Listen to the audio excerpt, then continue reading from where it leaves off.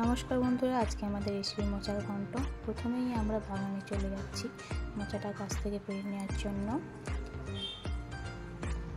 এবার বাগানে চলে এসেছি, মোচাটা পেড়ে নেওয়া যাক।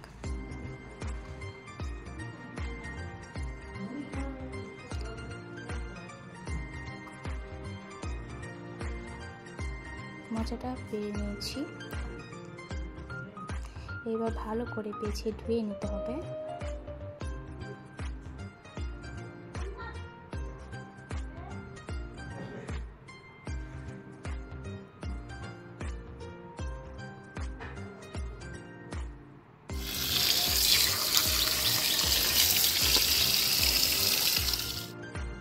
ভালো করে ধুয়ে নিলাম।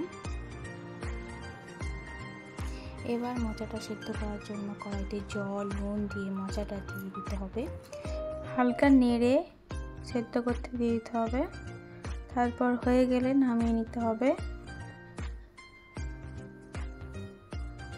এরপর আলুটা ভাজার জন্য প্রথমেই আমাদেরকে কড়াইটা গরম করে নিতে হবে। তারপর তেল দিয়ে দিতে হবে, আলুটা দিয়ে দিতে হবে। এরপর হালকা হলুদ দিয়ে নেড়ে চেড়ে লাগিয়ে নিতে হবে। এবার মশলার জন্য কড়াই তেল দিয়ে তেলের মধ্যে শুকনো লঙ্কা, তেজপাতা আর 5 ফোড়ন দিয়ে বেটে রাখা আদা জিরে মশলাটা দিয়ে দিতে হবে।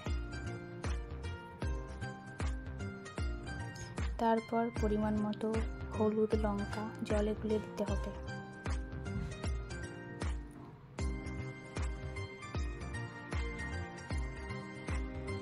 তারপর মশলাটা ভালো করে ভেজে নেব।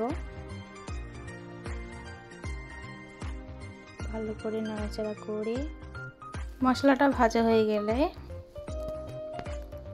এবার ভেজে রাখা আলুটা দিয়ে দিতে হবে। আলুটা ভালো করে নেড়ে নুন দিয়ে দিতে হবে পরিমাণ মতো।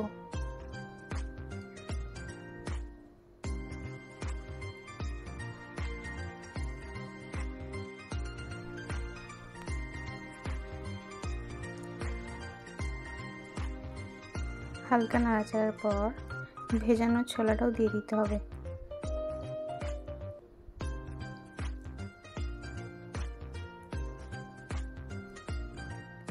ছোলাটা নাড়া হয়ে গেলে সিদ্ধ করে রাখা মোচাটাও দিয়ে দিতে হবে।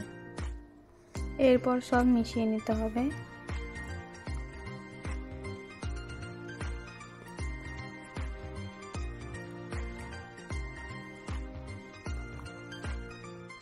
এরপর মিষ্টি গুঁড়ো দিয়ে দিতে হবে। তারপর ভালো করে মিশিয়ে জল ঢেলে দিতে হবে।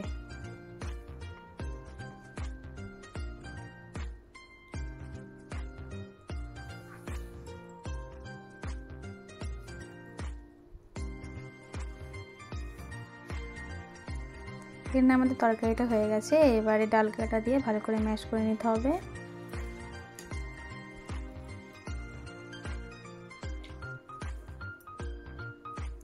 তারপর গরম মশলা ছড়িয়ে নিতে হবে। তারপর ঘি দিয়ে ভালো করে নাড়াচাড়া করার পর নামিয়ে নেব।